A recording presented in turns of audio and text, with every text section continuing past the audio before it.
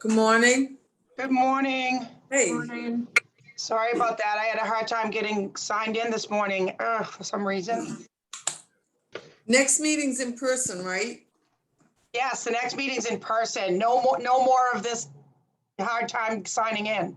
I know, So, you got yay. my hat in my mouth. Good morning. Morning. Morning. Morning, all. And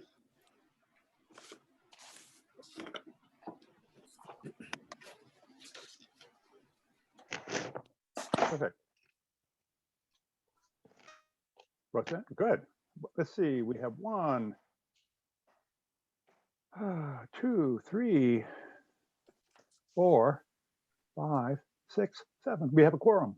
Yay. Unlike last month. So helpful. Yes. Cool. Good morning, one and all. Good morning, Fred. Morning. Morning. Let's get underway. Before I start, there's a statement I have to read that's come from the clerk's office. This meeting is recorded by video and audio in accordance with the state open meeting law. Pursuant to section 20 of chapter 20 of the Acts of 2021, this meeting will be conducted by remote participation. Additionally, all votes taken by the Council on Aging during this and future remote meetings will be by roll call vote. We already do that. If you are calling in on a phone, you can press *9 to request to speak. If you are watching on a computer or device, there is a raised hand button that you can tap or press to request to speak. Please use either of these options during oral communications to be recognized to speak. Cool. So beginning, could we sign in audibly, please, starting with Felicia, who you are on mute. We are. Felicia Webb, Kata. Good morning. Jay? Good morning. Jay Gustafaro. Great. Roseanne? Dan Cody. Barry? Barry McKay. Rosalie? Rosalie Nicastro, Gloucester Health Department, Seniors on the Go. Cool. Suzanne? Suzanne Silvera. Good. We have a guest this morning that Elise has asked me. Mr. Gonzalo, would you sign in, please, with your name and address? Yes, good morning. My name is Gonzalo Verdugo. Thank you for having me here. Thank I you. am a resident of Gloucester. What is your street address, please? I'm sorry? What is your street address in Gloucester? 17 Leonard Street. Thank you. And Val, are you here with us? I see your name coming up. Val Gilman, are you there? I feel like this is something I ought to crank.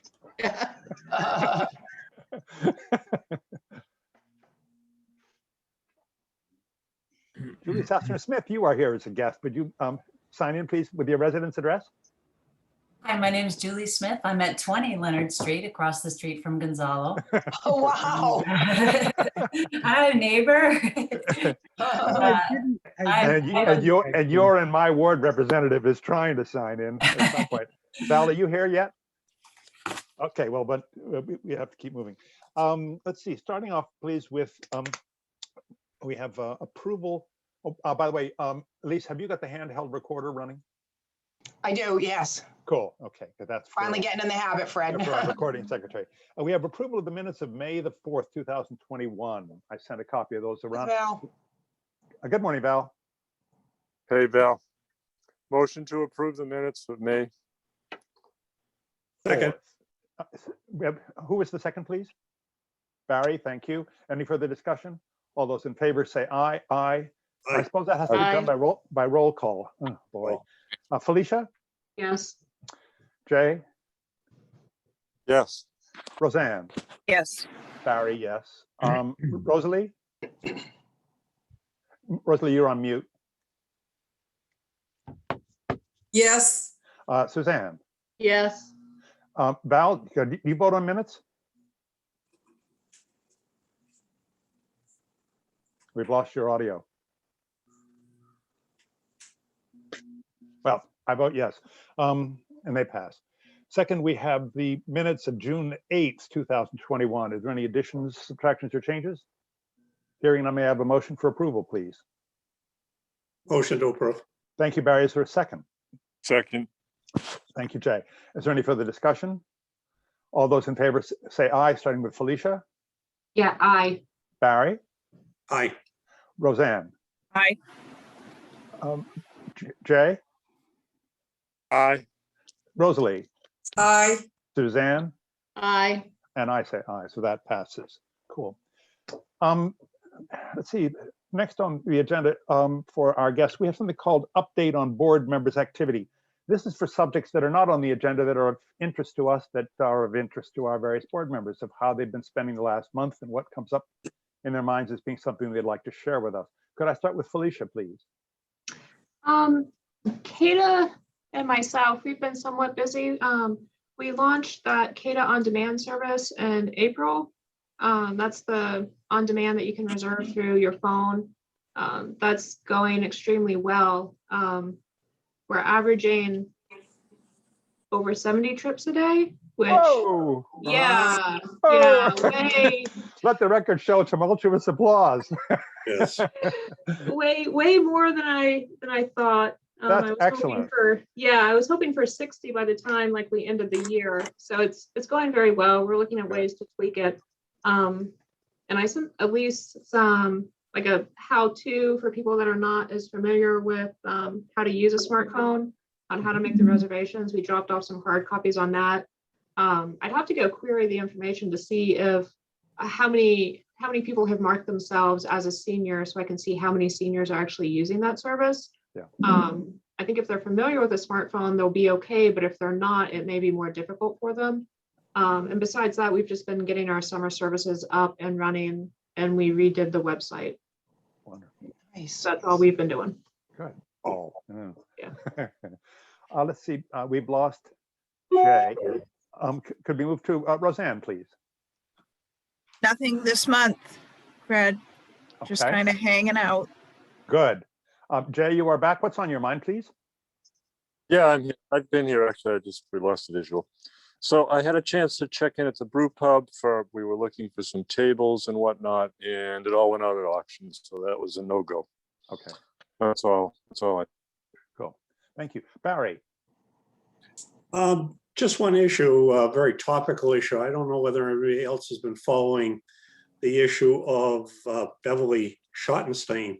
She's a very young 94-year-old lady who became a victim of financial elder abuse. She's been on radio, TV, Forbes magazine, Bloomberg's picked it up. And there's a forthcoming book which is going to detail the story that she went through. In short, she was financially abused by her own grandsons who were working for JP Morgan as her advisors. Yeah. And the settlement on an arbitration was $18 million. And if anybody's familiar with arbitration, only about 33% of the people that go into arbitration have a win. And she won $18 million. My point with the whole thing is that it ties back to the whole issue of resource lists, which we're going to talk about later, and having books as is coming out. The book is going to be titled Twisted: Conflict, Madness, and Redemptive Powers of a Granddaughter's Love by the granddaughter of Beverly Schottenstein, Kathy. This kind of abuse goes on every day in the financial world, whether it's primarily it's families, but it's also can be caretakers. I just love this lady's story because she's 94 and she stood up to the whole group of them, including the president and CEO of JP Morgan. She called him directly and decided to chew him out.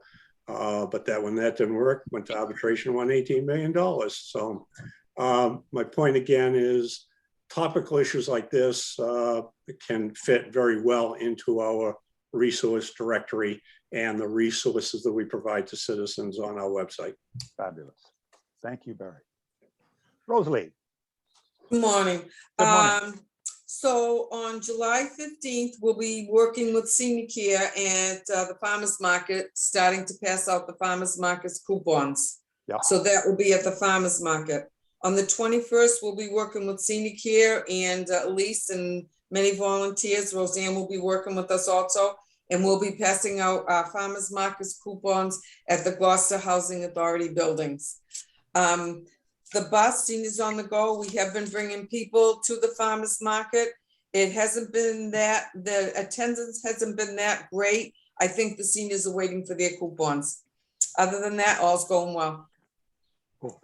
Anything we can do to increase or support what it is you're trying to accomplish? Well, we want the seniors to get on the bus and go to the farmer's market, but I think they're waiting for their coupons. So once we get their coupons, I think the attendance will go up. Cool. Suzanne, what's on your mind? I've drafted a short paragraph to go in the monthly newsletter Good. regarding the stories project for the 400th. Yep. So I'm going to run that by the executive director of the stories project, and then I'll send it over to Elise. Great. Sweet. Thank you. Val, what's on your mind? Can you hear me now? Yes, I can. Yay. So I had a great talk with Elise last week. I wanted to let her know that this year's AVP production of Nothing to Hide, which was written by Mary Curtis, who just passed away last week. She was our co-director for the AVP. Anyway, once again, this year, we're going to give 50 complimentary tickets to Rose Baker for the August 10th dress rehearsal, but it's really the full show. So this is a tradition now we've done for about 7 or 8 years. So I will be giving tickets to Elise so she can give them out at the front desk. And they're for August 10th at 7:30. I'm not sure if we're going to be able to offer any type of transportation, but that's something that she can work out and see if that's possible. Typically, we've had maybe a bus bringing folks there. It is an outdoor performance, so we have to be a little bit careful with the walking on, to the seats. Yeah. But it's in the courtyard at the Annisquam Village Hall. It's a new venue this year because of COVID, but we're going to offer 20 complimentary tickets to the Rockport Council on Aging and then 50 for Rose Baker. So I just wanted to let the board know that this is exciting, and typically seniors just love it. And it's going to be a special production because we all love Mary so much. Terrific. As a segue to that, there was some discussion about, I guess it was Leanne Kennedy who was going to go to the Katy Yard to see the condition of COA's bus that's been lying fallow for all this time. I'm wondering if that might be employed to provide some transportation to this production. That's what Bill and I had discussed, Fred. Yeah, that's what I'm going to work on that. I am going to try to get over there with Leanne. I just haven't been able to make it happen yet. Yeah. But so Val, just that we might be able to get some energy towards a volunteer driver and use that vehicle in order to provide the transportation to utilize your free tickets.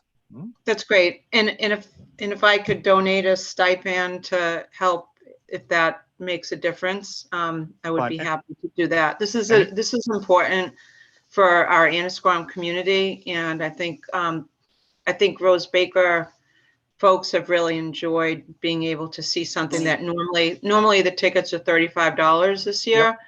And it's a standard cost, and it's a lot of money for someone that might not ordinarily be able to. I'll tell you, any stipend you're willing to offer, I'll be willing to match. Okay. Oh, super. So if we need to pay the driver, I'm happy to go halfsies with you, Fred. That's Sweet. Awesome. Great. Okay. Great. So that's on a Tuesday, Val? Say it again, Rosalie. It's on a Rosalie. Tuesday, Rosalie. Yes, it's a Tuesday, Okay, thank you. August 10th. And it's there's no rain. If it rains, it's not going to happen. So I'll add that to the tickets. One of the most amusing outdoor performances I've ever been to was Midsummer Night's Dream in the pouring rain at the Mount out in the western part of the state. It was fabulous. And everybody got soaked and was dancing on the lawn. It was wonderful. So. Now, what is the play that it's going to be this year? I missed that. It's called Nothing to Hide, HYDE. Yeah, and And I read Mary- I read Mary- I read her obituary. That was wildly successful production. This has been Yeah, and yeah. it was in 1973, I think. And we're just, her last 2 months of her life, we just kept talking to her about how excited we were to be having this production. And Wonderful. she didn't make it. Oh. Yes, that's the story of life, isn't it? Yep. Well, we're moving forward. That's what the Council on Aging is about, is moving forward. Okay, let's see. Anything further for anybody that you thought of in the meantime? Okay, let's see. Elise, COVID-19 update in the question of reopening the building, hybrid activities. So reopening the building, I am very much just getting used to my, it's like a whole new learning curve now that we're open. So the building is open, activities are back in place. We put all the stuff back in place. That was kind of the low hanging fruit. The cribbage is very well attended. We've got bingo up and running, knitting club, a chess club, a couple of those things. I'll get into some more of that stuff in my director's report. But one of the things that I want to kind of address right now, so we can give Gonzalo a couple minutes to speak. He was kind enough to carve out some time to be with us this morning, is that I have been meeting with Gonzalo and with Dan Klein, with a gentleman that kind of took a lead role in our computer program. And we have been talking about some very exciting re-envisioning of that program. There's a written presentation that I'm going to share with the board in advance of putting this item specifically on the August agenda. And I'm going to end it at that and ask Gonzalo again. Gonzalo had showed up this morning. He's put a tremendous amount of thought into this. And just wanted to kind of show up this morning and talk to the board about wanting this on the August agenda. Cool. So take it away, Gonzalo. Welcome, Gonzalo. Come ahead. Thank you very much for. And you're not limited to 5 minutes. Can you 5 minutes? I'll be brief. No, you are not limited to 5 minutes. You have as long as you want, Oh, Gonzalo. Great. Okay. Anyway, I will try to be brief just the same. Well, thank you for having me here. Let me see a show of hands. How many of you have been to the computer room at Rose Baker Center or are familiar with it? Okay, so if you go to the second floor, you will see a glass window. Behind the glass window, you will see rows of tables with computers, big computers, big screens. They're all set there in a classroom type arrangement. The computer program, as I understand it, was started in the mid 1990s. And over the years, it has trained thousands of seniors on how to use a personal computer. We have taught basically 3 primary classes, the introduction to computers, intermediate computing, and advanced computing, Windows based. I joined in 2015. And during this period, I have seen tremendous change happen. First of all, our seniors, we have trained thousands of them, for the most part have become savvy enough to use computers and not need more training from us. New seniors joining the Rose Baker already have a better PC literacy than the previous one. So that's one significant change. The other thing that's changed is that in the last, say, 5-10 years, there has been an explosion of technology. Whereas the PC, it was basically the main vehicle for you to communicate to the internet and do whatever computations you needed to do.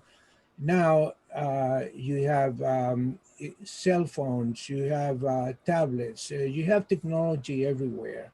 You have mobility, you have Wi-Fi, so people can walk around with those things.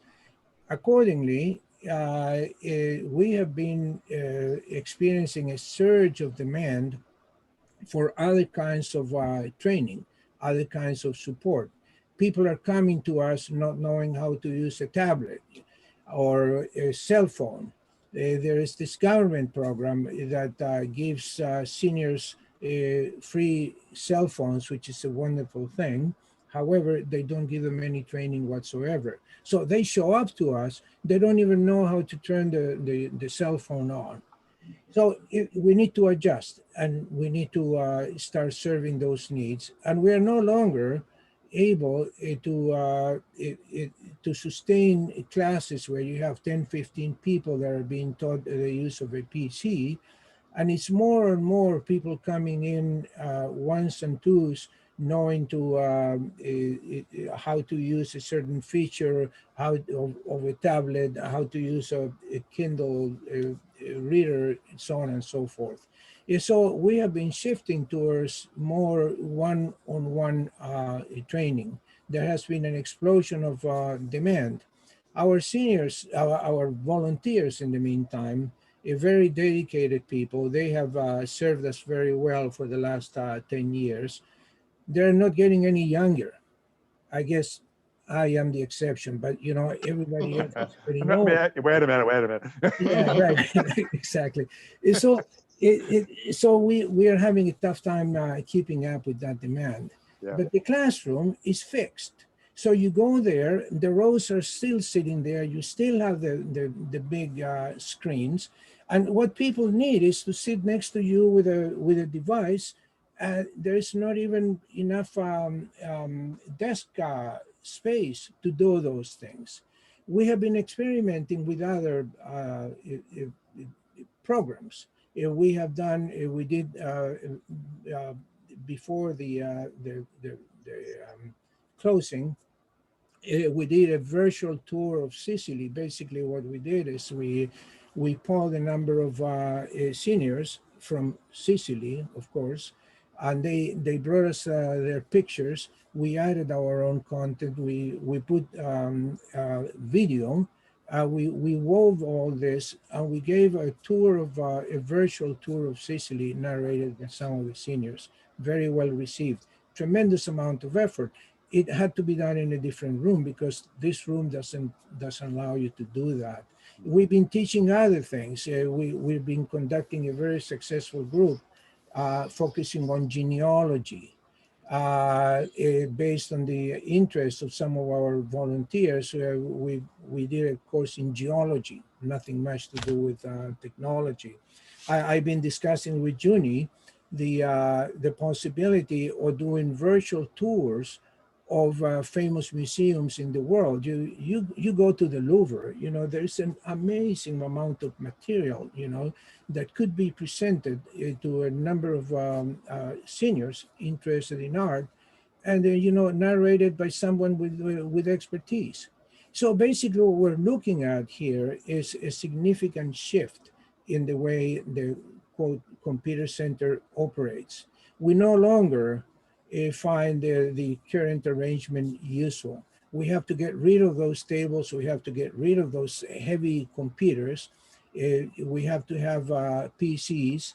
We need to be able to have a room that can be easily deployed and or redeployed to have round tables, discussions around a culture or science. We've had a couple of those on an experimental basis.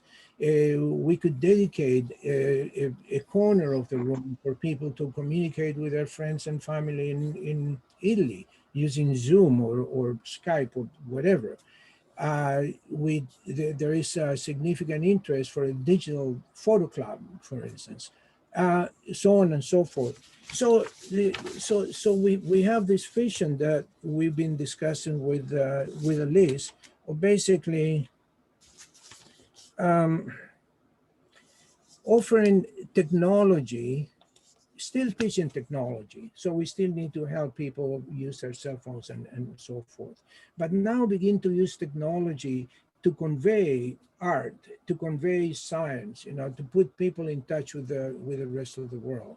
It's a very, very different, very different setup, requiring a different set of volunteers, if you will, a significant commitment.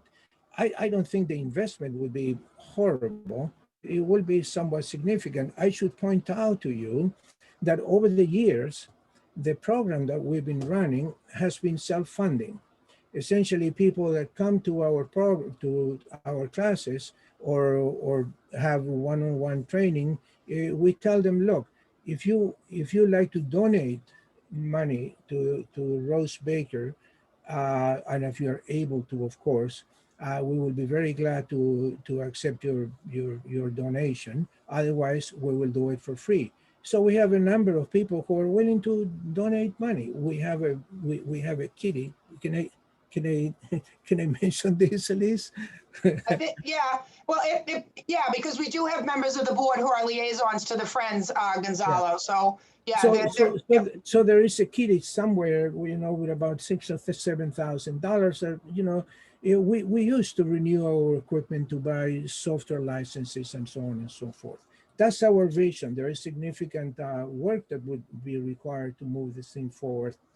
We have put forth some of those details in a short document that we have shared with Elise. And at your discretion, Elise, you will want to share it with the rest of this group. So that's pretty much in a nutshell what we're trying to accomplish here. Then this most definitely will be on next month's agenda for further discussion, and we might at that time form a task force or something of that nature initially to help us focus our attention on this, both from directing from a fundraising standpoint and space allocation, and making some sense of where in the senior center would be the most appropriate to set this up. Yeah, huge leap forward. I'd be happy to. Any questions by board for Gonzalo while he still has the floor? Anybody? Okay. Again, thank you for your time this morning. So everyone should know too that the document that Gonzalo crafted, a document that is incredibly professional, thorough, comprehensive. I'm just there's a couple little just minor kind of things that I want to fill in some blanks or maybe tweak. And then I'm going to be sharing that with the board that gives everything that Gonzalo just said and more, with some more kind of meat around the bones of what he just said. Very, very comprehensive document. So I'll be sharing that in advance of our discussion of it on the August agenda. Cool. I believe Barry had a comment, or one of Yeah, Barry, did you have a question? Barry, you're on mute. Go ahead. Technology. I muted because I thought I had figured out how to kill my alerts coming in, with Bing and Ding and all that, and I didn't. Gonzalo, thank you. I'm happy to see you folks are taking the initiative. My background, I started in 1980 with computers, and my first computer was an Adam Osborne, which was no hard drive and 2 floppies. And since then it was a hobby, and it's been a hobby ever since.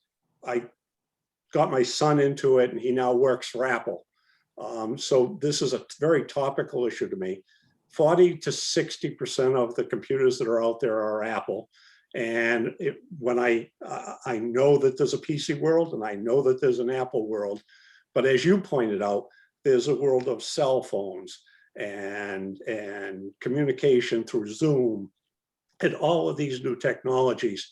If there's anything I can help with in this area, I'd love to work with you folks, because you're right, that room needs to be upgraded and updated, and you need to have workstations. So anything I can help with. Thank you so much. We need that expertise. Excellent. Thank you, Barry. More and more people demanding, to be taught Apple. Terrific. Yeah. So that's. But it's also, Gonzalo, a very topical issue, because we just came through a horrific 1 year plus period with the pandemic, where a lot of the younger seniors have computer capabilities, and we're into this stuff, but there's a 50, 60, 70% chunk of seniors that do not have the confidence to be able to tackle this stuff. And that's one area that we can grow into to help the seniors tackle that phobia, and it shouldn't be, but you can really help. Your group has been great. Wonderful. Excellent. Very good. Thank you. Any further discussion on the subject before we move on? Jay, I see your mouth moving, but you're on mute. Jay?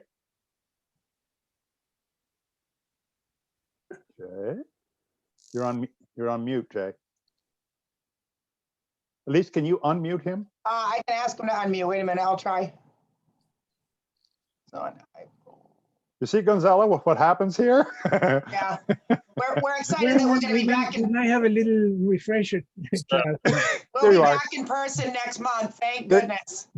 Jay, I think we can hear you now. Good, yeah, I don't know how I got muted to begin with, because I never touch anything. However, on that confusing note, Gonzalo, Jake Cifero, I'm the liaison to the Friends, and I guess that makes me the liaison to the money pool. I just wanted to thank you for your work. I like your idea about a inclusive roundtable workspace. It sounds great. I guess my ask would be to put together a simple wish list for starters, and I'll bring it to the Friends, and we'll start the process of beginning to look at what it's going to cost. So, terrific. It's great to meet you, and thanks for your work. Thank you Yeah. very much. Okay. Appreciate it. Thank you so much for joining us this morning, Gonzalo. It's If you so don't nice mind, of you I'll- to find the time. All right. Thanks for having me. Thank you. Okay. You're welcome to stay and listen. It's entirely up to you. Unfortunately, I do have other commitments, Fred. Okay. Well, but I will notify you where you will appear on the agenda as soon as its ink has dried. Okay. Thank you. Thank you Thank very you. much. Good. Bye-bye. Excellent. Have a great day, Gonzalo. Moving on. I chose on this item number 4 also just the question of if as a draw to encourage people to come to the senior center, and as a result of having lived for months in quarantine, if we might import a document shredding service for a short time as being a perk that would be useful for people. Anybody have a lead on where we might go to acquire some? Oh, there's Barry again. Good for Barry.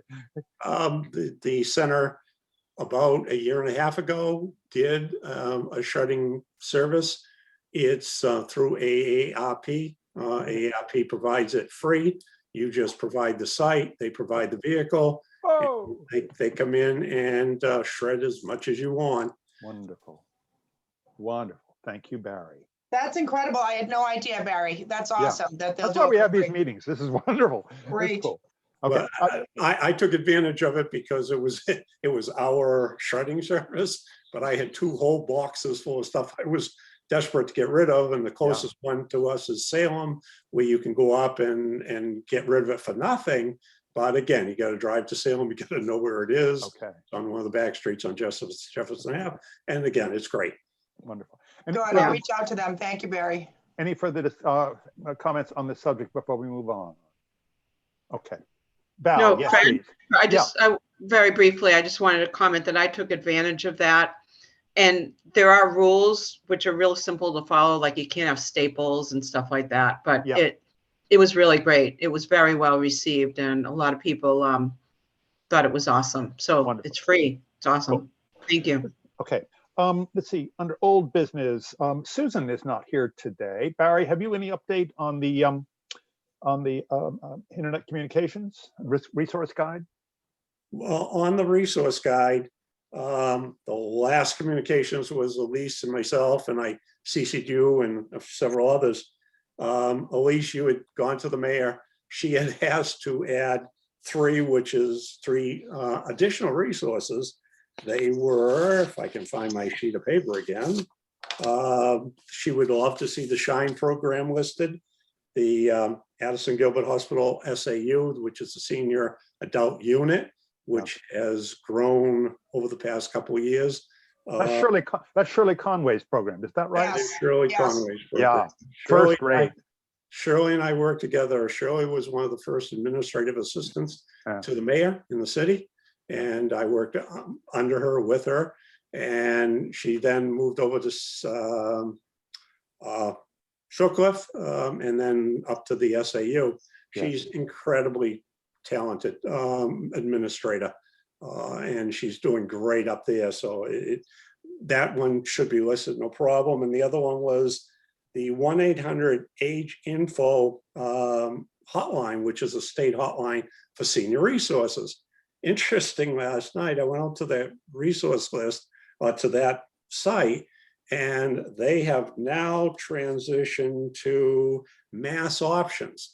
That's how fast, as Gonzalo was pointing out, technology changes. Yeah. The website that Safathia knows has already changed to a different website with a whole different format. But the bottom line is those are easy to do. The real issue is, and I think Suzanne would ask the same question, Elise, are we clear to go meet with the IT people? And were you able to make that contact after the last meeting? I didn't reach out to IT yet because I thought we were waiting for the guide to get approved by the mayor. I thought we were waiting for her feedback. But I think that's gonna be fairly simple, Barry. I think it's just once it's finalized, all I need to do is just email the PDF to IT and say, can you get this up on our page? So I took the mayor's asking for 3 to be added. Yeah. As a acted acceptance of the program. I'm going to make an executive decision and say that you have the mayor's approval to move on this, Elise. yes. Oh, yeah. But Barry, did you, can you get me a final iteration with those 3 added? It's going to take me, there's about 8 to 10 hours of work. Wow. Over multiple days, because I got to research the websites. I've got to draft them. I've got to contact the agencies. I've got to send out the draft, if you will, to them, get their approval, get it back, and then put them in. So there's about 8 to 10 hours of work over a number of days that's going to take me to get it. I started last night, and as I mentioned, I already stumbled into one issue. One of the sites has already changed. And I go through all the websites, contact them, present them with something. So it's going to take a while. But the bottom line is to get it up and to start working on the webpage.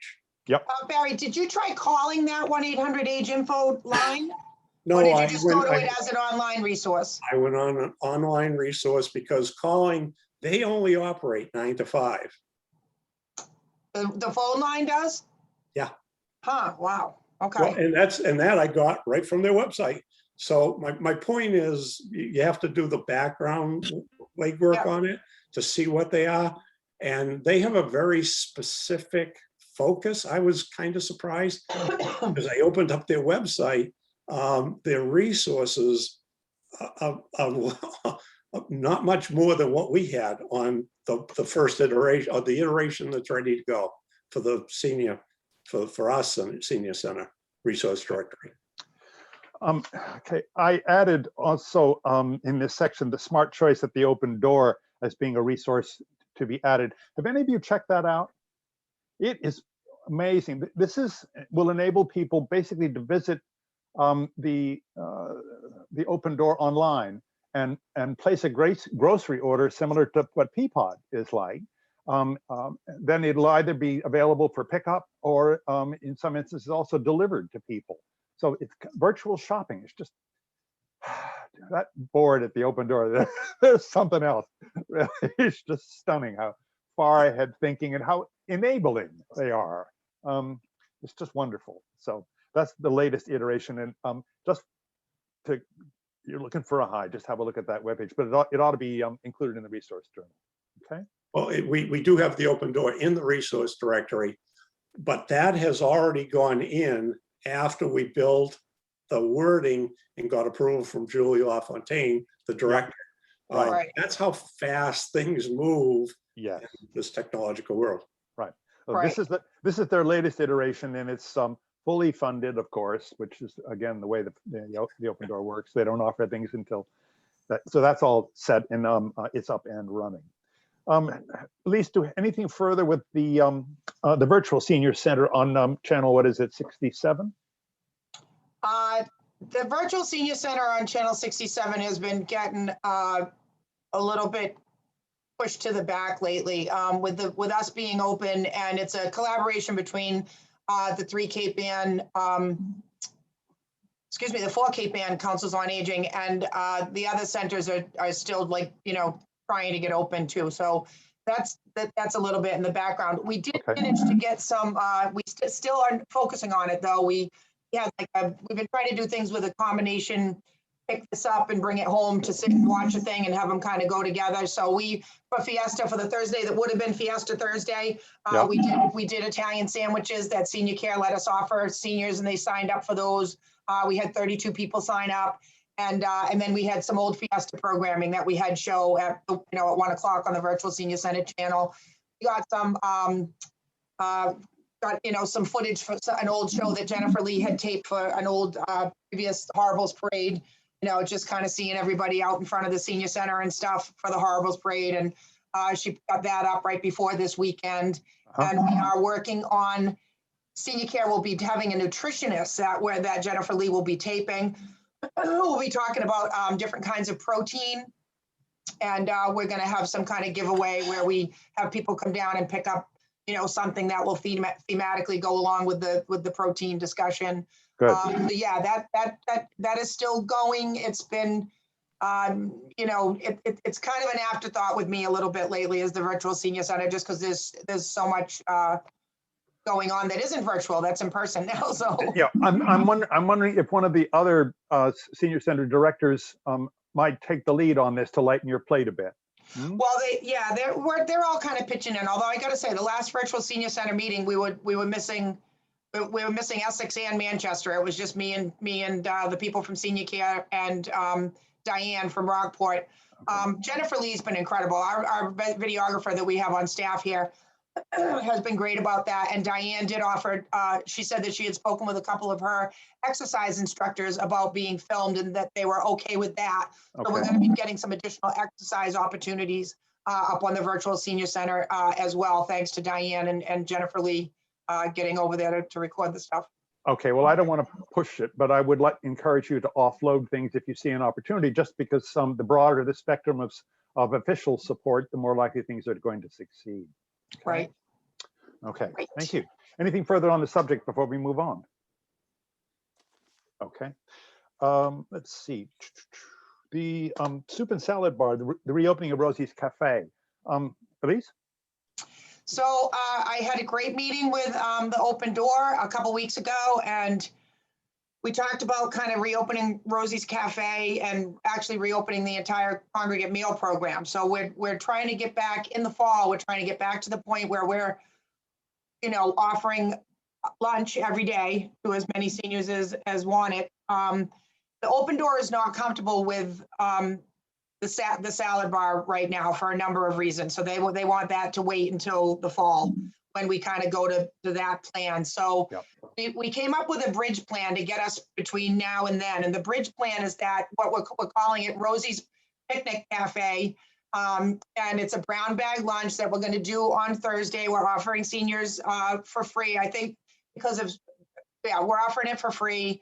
And it's a sandwich, a bag of chips, some kind of fruit, and some kind of side dish like a potato salad or a garden salad or a coleslaw. And the side dish is going to come for us to serve, you know what I mean? Everything will be prepackaged in the brown bag, except for that side, which we're going to put into and they're going to send staff too. Open Door is going to send staff for this, to put that into some kind of compostable container. And then we're going to be able to bring the stuff around and serve that part to seniors, just kind of make it feel a little bit kind of up, more special than just a brown bag. But they did say they'd be paying a lot of attention to making sure that they change up the sandwich choices every week and change up, the kind of bread and everything. And I spoke to them about just some little things, like the seniors have a terrible time with the condiment packets. We kind of got to learn these lessons already when we did the brown bags that we were trying to get going over at Stage 4 Park. They can't really tear the corner of like the mayonnaise and all that. So we just, we're gonna have some condiments. The need for the refrigerator that we've been talking to the friends about is going to become a little bit greater. So that's kind of the bridge program, is that Thursdays we're offering these lunches. That's the bridge to the next phase, which will be, like I said, the daily congregate meal coming back. And what they plan on doing then is they're going to mostly prep food over there and send it over here in like trays, like kind of, I picture like chafing trays or whatever. So they'll send the stuff over here and then we will individually serve it. Yep. There are a number of things that need to happen before we get to that. And some of it's at the Open Doors end. The upgrades that they're doing to their facility right now, but some of it is at our end as well. So I've been working with my colleagues at the city, Chris Carranza and Frank Cousins, excuse me, have been great. We need to get the kitchen professionally cleaned, like the floor really professionally scrubbed, the stove, the hood. We need to have the fire suppression system tested. So we already had someone came in to quote that out, looked around. I wasn't available when he happened to drop by, so he got me on the phone the other day, and he's going to come back at a time that I am available so that I can talk to him about the specifics of what needs to get done. We're going to get a quote for that, and that's going to be. My understanding is that that's going to be somewhere funded by the city. That won't be a Friends thing. That'll be a city That's thing, right. but it's not coming out of our budget. It's not a That's COA expense. So that has to happen. And before then, just before our first Thursday offering, which is going to be this, the day after tomorrow, the Open Doors just asked that we make sure that the floors are thoroughly, mopped really well and that all the counter surfaces are very nice and clean. So I'll be talking to Sheila about making sure that that's in place before Thursday. Cool. So yeah, so that's it. And once we do get the daily congregate meal back, that's when I imagine Thursday we'll go back to Thursday once a month being Rosie's Cafe, right? With tablecloths and with kind of some special treatment of the room and stuff like that. So we look forward to that big time. And Rosie's Cafe is funded for the year. Awesome. Yes, Rosie's Cafe. Because right now the lunches where it's not really senior care is not involved right now. It's just we're doing this once a week thing with the Open Door. So I can say it's free. Once we go back to the congregate lunches, then senior care has that requirement that I think the USDA, like their federal funding stream, requires that they put the envelope out for seniors to at least have the opportunity. No, that's not going to happen. That's covered. Okay, that's paid for. Every day? I'm not talking about Yes. Rosie's Cafe. I mean, Yes. every day, Fred? Okay. Yes.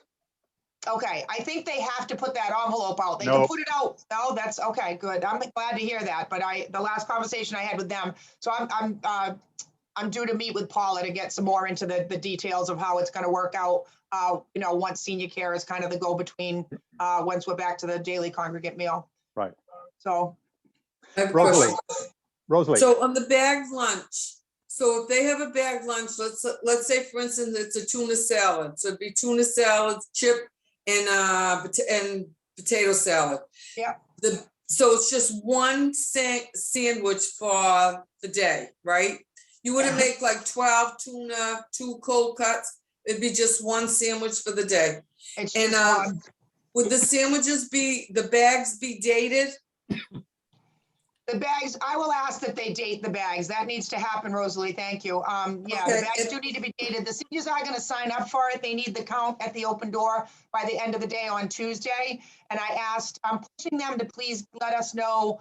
We need a system where we regularly know what that sandwich is, because I think the seniors aren't going to just sign up for it and say, sure, I'll take lunch. They want to know like what that lunch Right. is. It's going to be something they're going to enjoy. So I'm working with Nora over at the Open Door to see when they can get us the details on what the side will be. Will it be potato salad? Will it be coleslaw? All those kind of details. That could be big details that make a real difference to whether or not the seniors sign up. But we're working on that, but it will be just the one sandwich, because I think what they're going to over there, Rosalie, is they've got everything in like lines. They do an awesome job. That's their deal for the day. Then they're a separate little sideline that's going to be the Thursday lunches. So They do an awesome job at the Open Door, but in transporting, the bags have to be kept to temperature. And then when they get to the senior center, Rose Baker Senior Center, they're going to be refrigerated, correct? Right. And when we do start to serve the food, lunches, Yep. you said in the fall, who will be serving the lunches? They'll be all Open Door staff, and I believe we'll have some senior care staff as well, Rosalie. We'll make sure that we have at least one person who's Serve Safe certified. Because Josie's gone now. She works for the senior center, senior care, correct? Right. She's here in Okay. the building, but she works Right. for senior care. And we'll have plenty of gloves on hand and things like that. Yeah. Yeah. Open Door does a wonderful job, but if you wanted me to come in and just when it starts, I'll talk to the people, tell them how they have to dress. You have to have covered-toed shoes and things like that. Your hair has to be back. I'm not the food inspector, but when it comes to doing any inspections, I can't do them anymore, I've been told, but I could come in and like teach people. You can be a Wonderful. consultant. You're right. You're not the food inspector. You're the food inspection consultant now, Rosalie. Right. Right. Yes. All She's mom. We would love to take advantage of your knowledge on that, Rosalie. Big, yeah, Okay. that'd be awesome. All right, that's good. But the open door is going to be a great, as you pointed out too, the open door is going to be a great partner in that, I think so. But Yeah, I want to reassure everyone, we are not going backwards to the $2 donation or the envelope or whatnot. There, near the entrance to the room, there will be some sort of a receptacle for anyone who wishes to make a donation to the program, but not to the meal. Okay. Meals are, there is no fee and no transfer of money at the meals program. Okay. Good. That's in stone. We're I done. like it. We've been there, done that, right, It's Jay? a stone I like, Fred. Let's feed some people. No money. Let's feed some people. That's right. Okay. I let's have see I have a quick question, Fred. Yes. Not on the money note. I don't know. They can't seem to remember up there, can they? But that's No, they not my can't. question. I don't want to rub salt in a bad wound. Keep My- going, Jay. My question, at least, is to the open door. So, has there been any discussion about a low sodium or lower sodium option for these sandwiches? As we know, many seniors have, sodium consumption issues, and most sandwiches are salty as hell, as we say. I didn't realize sandwiches are salty Did as you? hell, Jay, but we haven't done that. We haven't talked about that yet for the once a week for the brown bag thing that we're doing to bridge us to the full congregate program in the fall. When we get to the full congregate program in the fall, and it will be senior care's role to make sure that the open door is operating within all of those nutritional guidelines that come with the funding stream. So the money that pays senior care for that. Hang on, Yeah. Elise. Hang on, Elise. I don't think we can count on senior care to do anything that involves low sodium because their meals are even saltier than sandwiches. So if you could maybe mention it the next time you sit down with the open door folks, that it's, it's sort of a need that gets overlooked.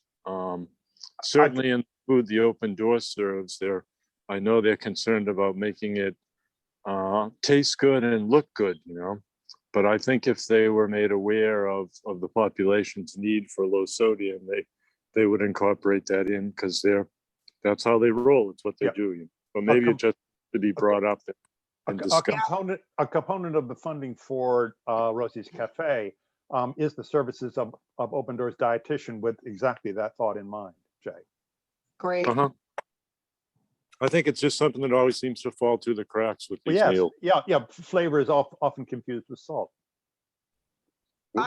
See, I thought that they were, I thought that the ones that they were providing through SideChem or whatever they're called now, that there was a low sodium option, but that's for the Meals on Wheels, which used to be the same food that was our congregate meal program. So I'll continue to talk to Paula about making sure that all of those guidelines, and I'll take a look at what I thought that they need to follow certain USDA guidelines with of their regular choice that has certain nutritional parameters, and then they have to have a low sodium and a heart healthy or whatever choice and all that stuff too. So at least if you go back in the records, I would suggest that every review of SideChem's meal complains of too much salt. Really? Yes. Wow, too much salt. Wow. Yes. That's so interesting. That's why you can't assume. I had assumed when everyone said the SideChem food was awful, that it was probably because it was low sodium and it didn't have the salt to make it taste good. No, they tried to make it taste something by salting it. Barry, yes. Quick point, SideChem is no longer the contractor. They just changed the name. It's Trio, So SideChem became Trio, but I was told it was a new contractor. Oh, but I was told that Side Kim became Trio, Hmm. but it's not going to be relevant really because the new contractor is going to be the Open Door in the Yep. fall anyway. Exactly. So, yeah. all right. Cool. Okay. Okay, anything further? Jay, go ahead. I think that I think there's probably a lot of hope that the Open Door will be sensitive and knowledgeable about the sodium issue, because that's how they roll and who they are. Yes. They're very good at addressing that. Whereas the problem with this, and I think we see it in the discussion, is that, you know, salt is, there's three main food groups, as one of my famous chef friends tells me, you know, salt, sugar, and fat, you know. So Americans are sort of adjusted to a lot of sodium in their food. You go to a Yes. 4-star restaurant, it's often salty, you know. Yeah. So I don't think any of us really even know or understand the problem. Yeah, we're on it. Anything further on this subject before we move on? Cool. The director's report.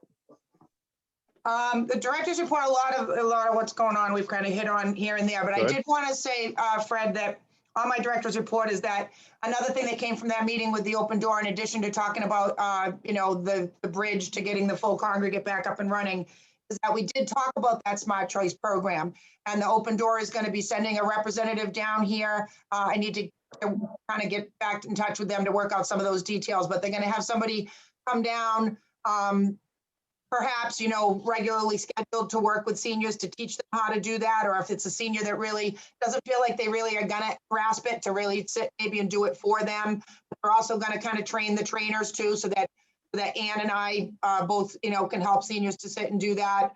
So that Smart Choice program has kind of been worked into the meetings that I've been having with Open Door as well. Cool. So basically, the director's report is just, you know, it's me getting used to a whole different rhythm of my day. I'm seeing a tremendous need. I think that a lot of social services stuff, the stuff that Lydia used to do and that Ann always did, and Ann continued to do by phone to the best of her ability when we were closed down. There's a backlog of all of that. There's stuff that people didn't want that handled by phone. They just put it off until COVID went away or whatever. And we have been getting such a demand right now for social services. Ann is popping. She's got people making appointments. She's got people stopping by. Just all manner of social work, kind of casework stuff that she does very well. And the demand for that is so great that it's kind of spilling over onto me. And of course, I'm grateful for my own social work background in being able to handle a lot of that stuff. But it's been really great. And I think it's just because it's a backlog. You know, it's a lot of stuff that people put off for a long time. Yeah. So we've been very busy with that. And me just kind of getting used to the rhythm of having, you know, seniors come up and just say, hey, and introduce themselves and sit in my office. And I love that. That's a really great thing. But it definitely does take an adjustment when it comes to me just trying to set time aside to concentrate on something. Because now I got folks knocking at my door, but it's a joy to have them knocking at my door. So it's great. But we do have the art programs back up and running. We are going to have our first visit this week from the VNA of the North Shore is going to have their clinic back in place that they had here for many years. They're going to be doing the clinic every other week. We've got the memoir writing group meeting. We had our first session live and in person with Sal Frontero, the attorney, who comes in and offers 15-minute sessions of legal advice for seniors. He was full up the whole time that he gave us. On the 23rd, we're going to be resuming in-person Shine counseling with our volunteer, who I think many of us know, who happens to be the mayor, is going to return, and the seniors are going to be very excited about being able to meet with her. Shine counseling once again. Bingo got off to a little bit of a rocky start with some technical issues with just that bingo equipment, but that seems to be going pretty smoothly now, and it's amazing to me how that bingo program just kind of runs itself. The seniors just that participate in the bingo kind of do all the things that need to be done. But it also makes me a little bit uncomfortable because I feel like I need to know exactly what needs to happen so that if somebody, you know, if I need to step in for somebody, I need to step in for somebody. So I'm going to try to make sure that both Michael and I go down there and just kind of make it clear to the volunteers who do everything that they do when they they give out the cards and they run the machine, that I'm not questioning what they're doing. I have great admiration for how smoothly it all runs. I just want to back them up. And right now, I don't feel like any of the staff members would be able to back those volunteers up if one of them or a couple of them were to not be able to make it. And that's impending because there's a couple people that are doing trips now to like Foxwoods, and a lot of the bingo players want to go on those trips on buses and stuff like that. We're going to lose some of the volunteers who make that run so smoothly. So I'm going to be making sure that I'm going to ask them to train me in that. So let's see, bingo's going. We've got duplicate bridges meeting. What did your microphone broke up just then? What meeting? Duplicate bridge. We've got duplicate bridge meeting. Yep. And this week we have our first free exercise offering.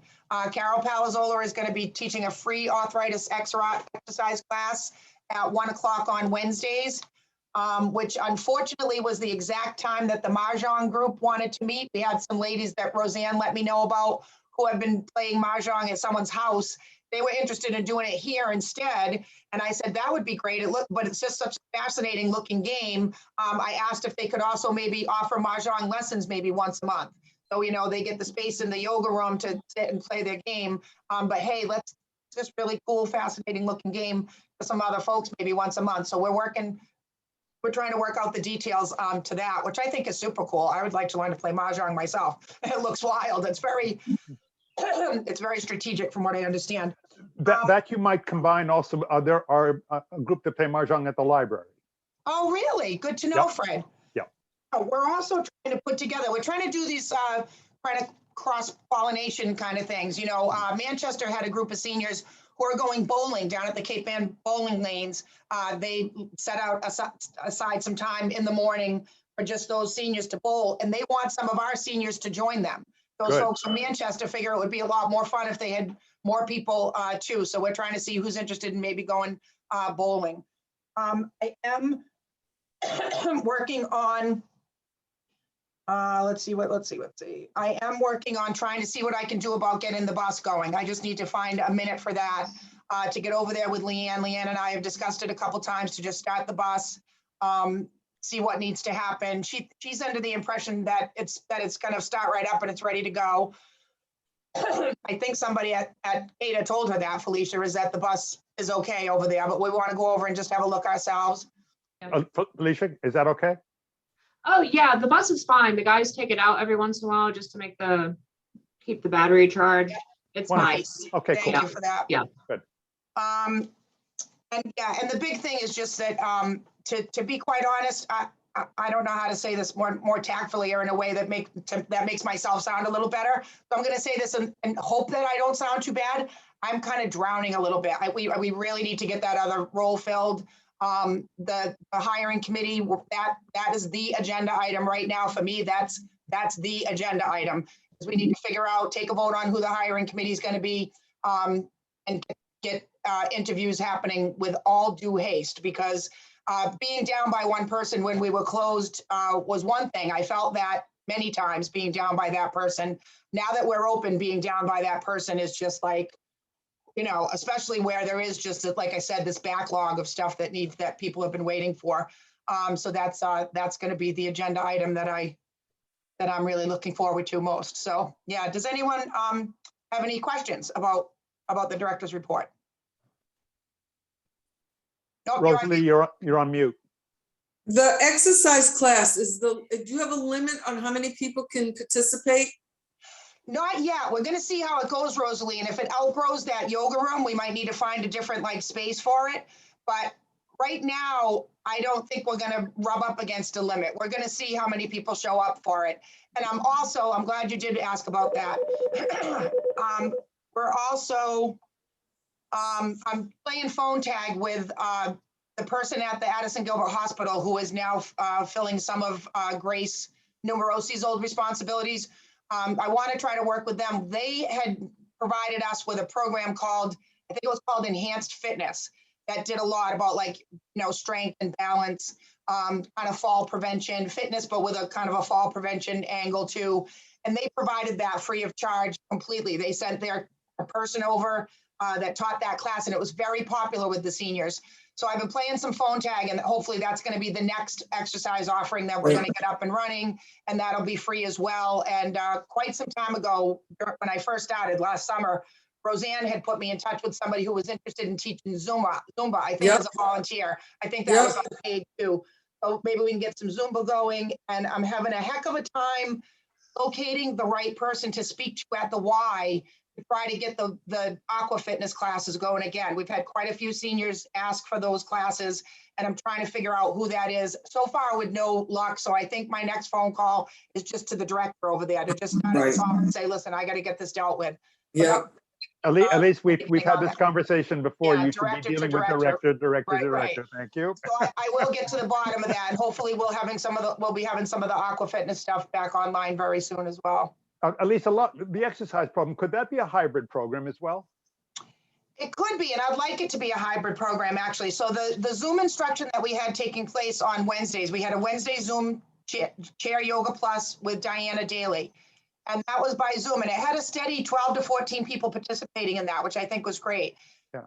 There was a number of those people who expressed an interest in continuing to do it by Zoom. They don't want to return back to the building for various different reasons. Yeah. And I do want to still serve those folks. And I know when I go back to I'm back in studio doing my yoga, and they're still hybrid. They've got the instructor at the head of the yoga class with the laptop, and she's talking to the people on Zoom, and she or he is talking to the class that's practicing in person. So I think that we can do stuff like that. I don't, right off the bat, maybe not, but when Carol comes in to teach Okay. tomorrow, she's Yeah. pretty tech savvy. We'll see what we can get going and maybe offer that stuff on Zoom too. Diana doesn't want to come back into the building either. And she had asked, to keep that group going, or she expressed a desire from that group to keep going. But she was being paid by the friends. She submitted a monthly invoice, and that invoice was going to the friends. So that would be a matter that would need to go to the friends about whether or not they would want to continue to fund her. Yeah. My understanding from when I talked about funding her at the outset, back when I first took the job and we were trying to put some Zoom things in place, was that Howard was okaying that expense only because we were in the midst of a pandemic and Zoom was, and it had to happen that way. So I think that the friends being okay with paying for that was a temporary pandemic closure related thing. So I already kind of gave Diana the heads up that I for now, I don't think that we're going to be moving forward with the Zoom only thing, just because I don't think that we can continue to have those invoices paid by the friends anymore. But Okay. that's on a long list of things that need to be covered at this point with a meeting with the friends. So it's really important that we get that going. So I'll call Howard today and say, geez, what happened? We just seem to have dropped the conversation of when are we going to meet seems to have just kind of dropped off. So I need to rekindle that conversation and set up that meeting to talk about kind of all of it. Okay. Anything further? Any questions for Elise before we move on? Barry, is your pen? Yes, go ahead. I thought that was my finger. What? No. Elise, is there an update on the proposal to eliminate fees for activities vendors? That's coming up on the agenda. Update on the outreach coordinator committee and the hiring process? That's on the agenda. It's on the agenda, and the ice cream social that you were thinking about doing for the recognition of the members that passed. Yep. Yeah, and to celebrate reopening and just being open again too. No progress on that at all, Barry. Okay. It's just one of those things that's fallen off my plate. I was hoping that I might be able to hand that off to two ladies who are on the COA board who I know would be able to take that and run with it. And I was kind of thinking maybe Rosalie, and we seem to have lost Roseanne, but boy, Rosalie, I don't know if you and Roseanne can take that on, but I know you'd be able to nail it if you did that ice cream social. So I still want to get that going, Barry, but I just haven't been able to fit it in. Okay, I was Like I curious, said, and those two other issues are very important. Yes. Yes, and we'll get to those on the agenda. Yep. Okay. Can I just ask, the ice creams, am I on? Yes, you are. The ice cream social, when would you like to have that done? Like on a Friday? I think a Friday, yeah. Like at 1 o'clock, 2 o'clock after they would have a bag lunch? All Yeah. right, all right. I'll talk to Roseanne and we'll put our heads together and then we'll come in to see you. Okay, and then So Okay, the open door said that they'd be happy to provide fruit toppings for that. All right, So- we'll come, okay. I'll talk Okay. to Rosie and we'll come in and see you.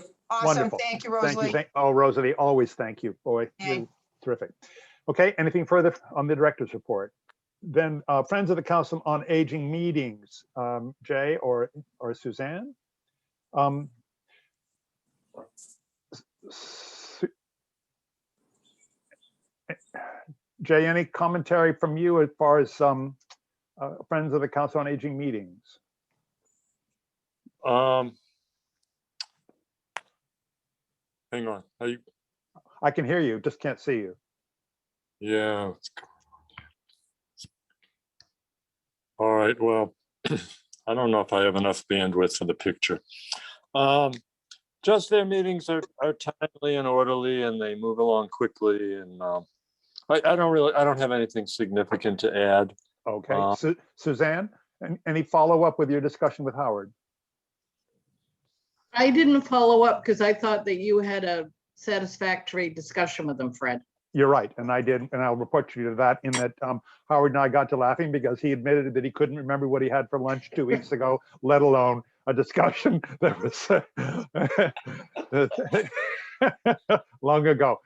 I'm wondering if we need a refrigerator as elaborate because of the change of use of the kitchen, that we might get away with something that is has a chest freezer and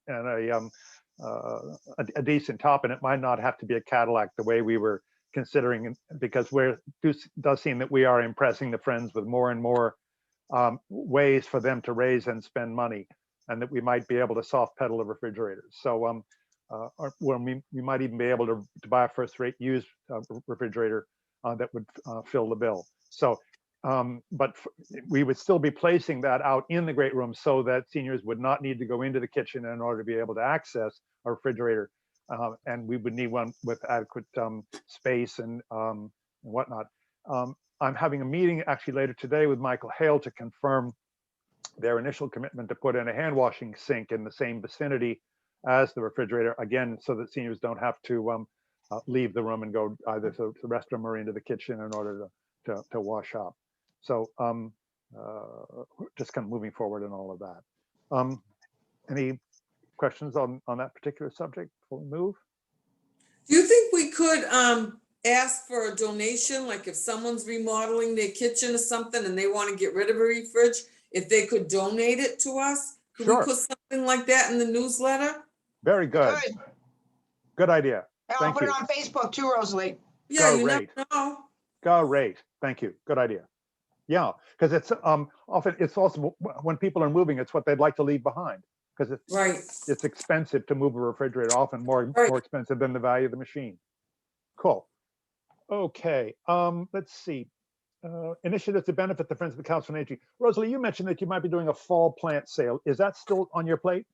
Roseanne and I are going to go to the farm to see, because we'll be selling primarily mums, Yeah. to see when the mums are available. Okay. And we'll get all that together and we'll do a report at the next meeting. Cool.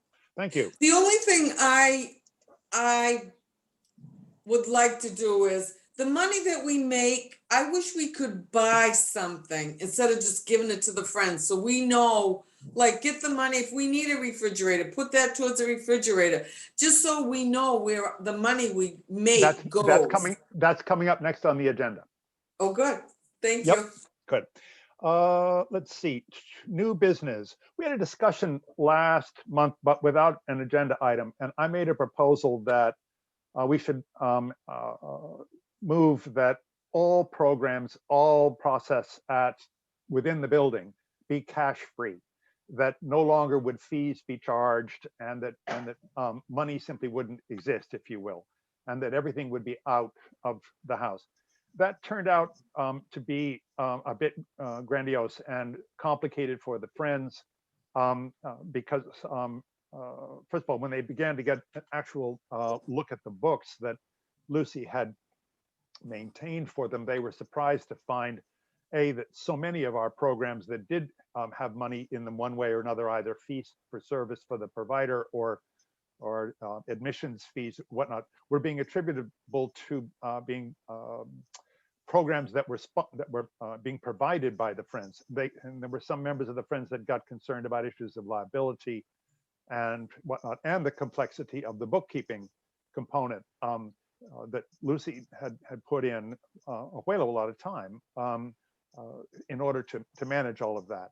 And in my own case, for example, everything that I've been doing with nutrition was a check payable to the Friends and then invoices submitted to Lucy, comparing that with head counts and cutting checks and balancing the books and all of that. So the Friends were concerned that if they were going to continue as is, that it was going to be expensive for them because there was more to do bookkeeping wise than a reasonable volunteer would offer to do. And so that was going to be an expense on their behalf. So I went and had an appointment with, his name almost was up in my head, the city's auditor. Kenny? Kenny. Yeah, Kenny Costa. Kenny Costa, who was just, boy, what a helpful guy. Organized mind and very, very quickly shot back saying that yes, that the city could set up a tracked fund, a spreadsheet in their offices there, and that they would be willing to receive invoices and pay bills and whatnot. But he pointed out that the number of hands that must touch a dollar that is received at the senior center in order to be accepted by the city, processed, and then expenses in the reverse form of whatnot, that it would, a dollar coming in on the first of the month, really, we could not claim it to be ours until the end of the month. And in that time, who knows what percentage of that dollar would be eaten up on simply professional people attending to the fact that we took in a dollar. He made an interesting proposal that I haven't gotten, perhaps Elise has gone further than I, but I went online. He suggests that we make an arrangement with the Gloucester Fund. I was just going to say that, Fred. Yeah, that is on this earth to address the issue that we're talking about, Rosalie, which means that if we were to take in money specifically for programs here, that we would not have to funnel it through the Friends, and that the Friends can go back to doing what they want to do, which is usually providing material things, paint, services, furniture, AV equipment, that sort of thing, but not tied to personnel issues that may have issues of liability or contractual stuff. So I have not gotten any farther than that. But Suzanne, if you are familiar working with them, that would give us a leg up. It's awesome. Yeah, it's Barry Pett and Ringo Tarr and Fran Mondello are basically the board of the Gloucester Fund. Yep. And I've been involved with them because I'm on the fireworks committee. So I've known both of them for a long time, and I think it's a great alternative. So I do too. Okay, let's see. As far as no cash in the building, I think, again, that was a bit pie in the sky. Barry has these issues with the vending machine and the fact that cash is required there, particularly if we tie in with the Gloucester Fund, which at least keeps it all unhoused. Perhaps the motion that I would make is that we move to discourage the use of cash in the building rather than prohibit. And if I could have a motion to that extent, that we can now make this at least a formal effort on behalf of the Council on Aging, that we move away from asking people to actually put cash money in someone's hand on any particular day. But acknowledging that there are some activities that we do that will require cash to be used. Barry?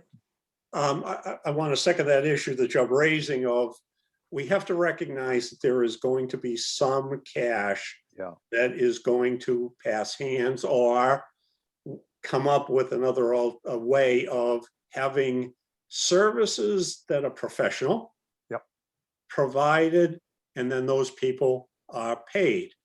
I wish I had been involved in that conversation with you and Ken, because after 26 years as fire chief, going round and round in circles on money within the city structure, and knowing what you just said, if it was to go through the city structure, it would ultimately end up in Elise's lap anyway, because she would have to write purchase orders for anything and everything that was done. So cumbersome. And it so becomes, cumbersome. even though it is computerized today, which makes it a little bit easier, it still is labor intensive. A lot of work. I hear where you're coming from. I don't know whether yet we have the processes.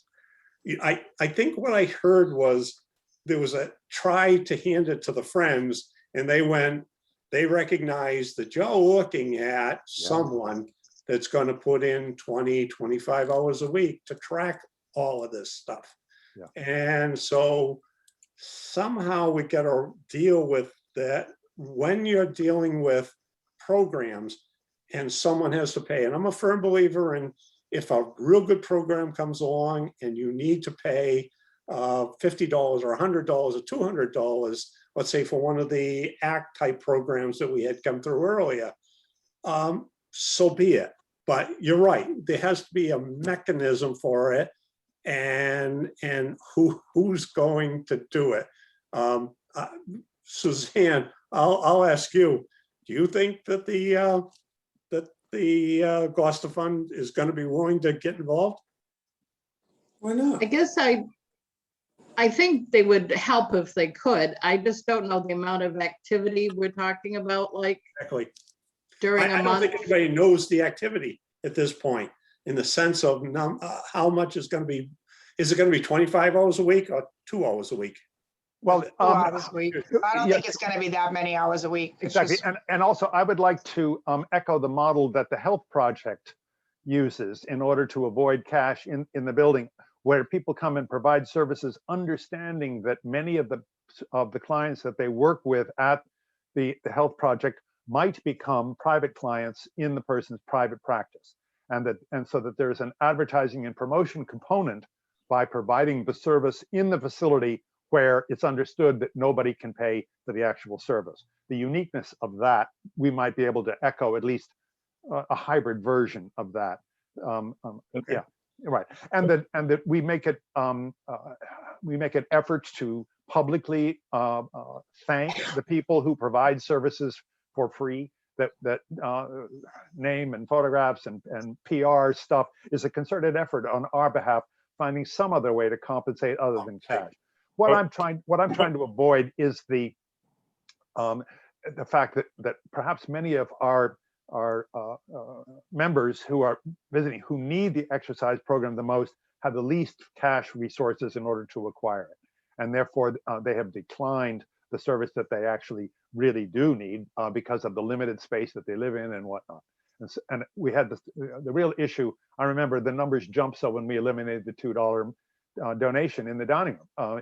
We went from 14 to 60 people, and we proved that point that $2 for a person living on very limited income is a deal breaker when you're competing with a PB&J staying at home.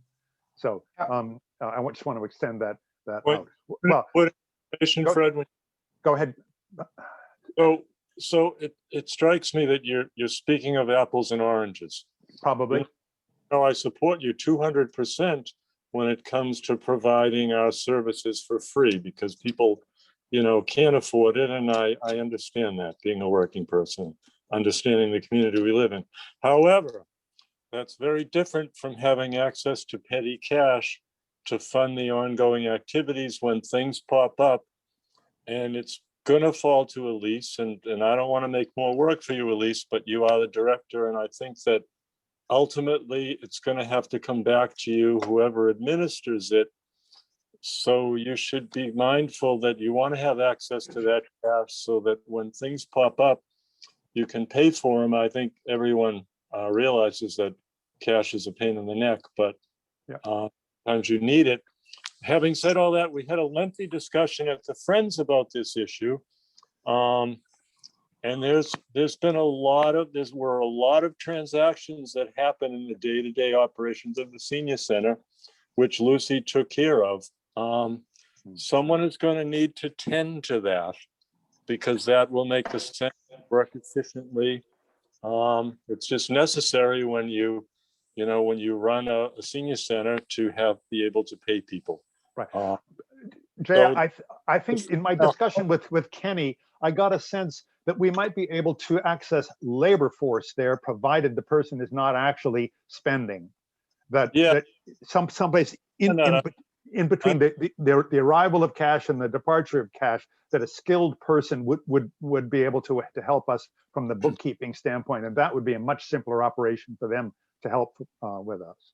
Yeah, I want to add one final point. So Howard, the accountant that we all know and trust, who's clearly very good at it, kind of goes without saying, given his business stature in the community.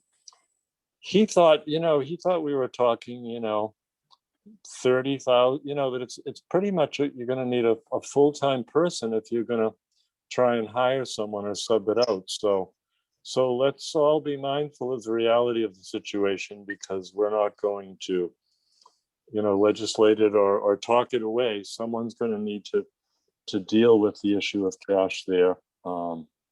I understand the the difficulty of cash and that people don't want to deal with it, but some staff person maybe in the hire, we should include that in the job description. Well, I mean, I don't. My only point is that we must, let's try and be mindful. The Friends, bring Howard in on this because he's an accountant and he gets the dollars and cents. And I think perhaps even let's bring in Lucy, the person who is doing it, and how she thinks it could be streamlined, and ask her, directly. We give that input. I've been waiting for Howard to give me his availability for that meeting, Jay, because we had talked about a meeting that was going to be me, Fred, Howard, Frank, because Frank, I think, is the new treasurer, and Lucy, because I think Lucy's going to be helping out with some of the stuff at the Friends. And to just talk about how it can all work when we do need to go to the Friends for their support for things, and how some of that kind of the day-to-day of the Friends, the checking account that the trash bag money goes in and out of is like the Friends. And so we do definitely need to talk to them about how some of that can work. And I know that understand at least one question. So there's a couple of things that I want you to be mindful of.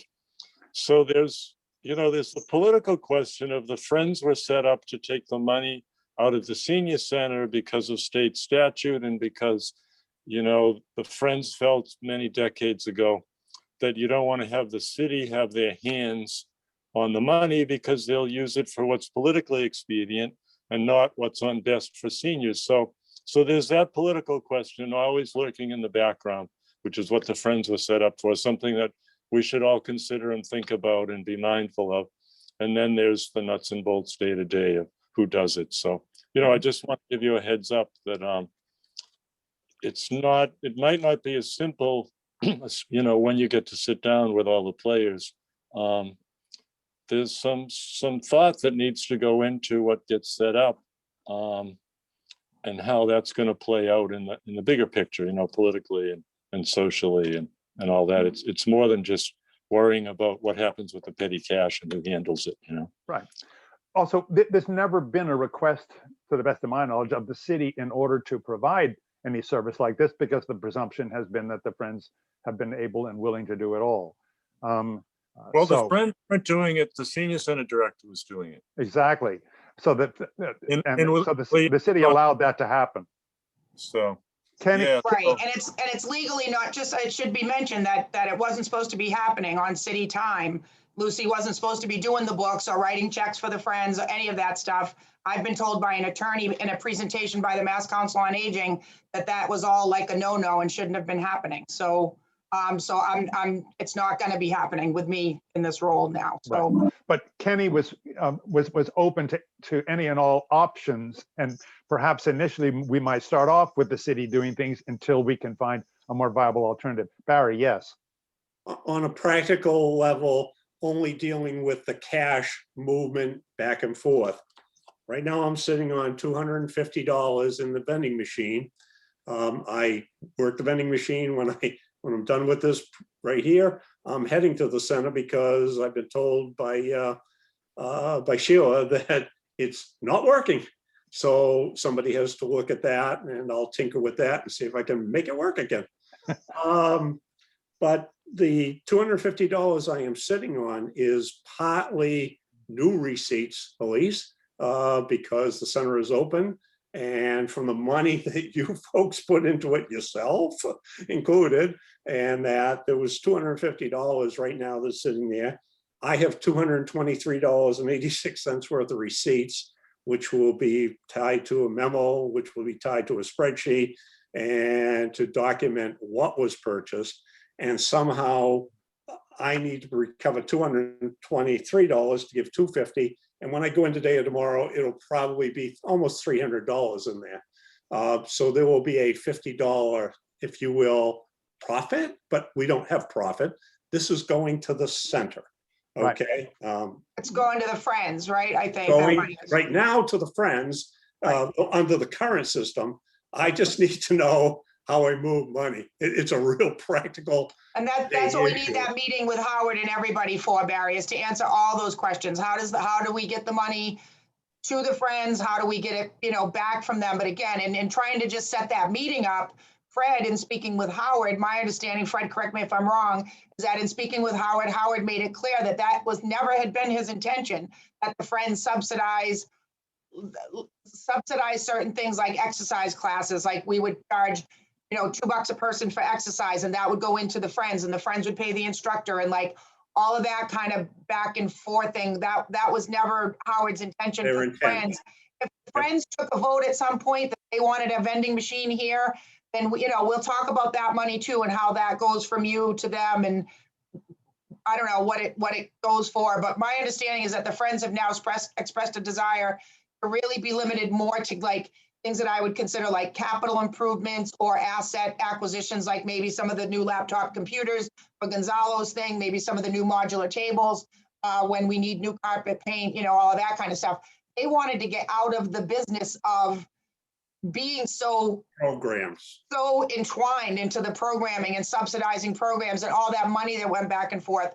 And a lot of that really did, it does require a lot of time, bookkeeping. And that was something that was in Lucy's background.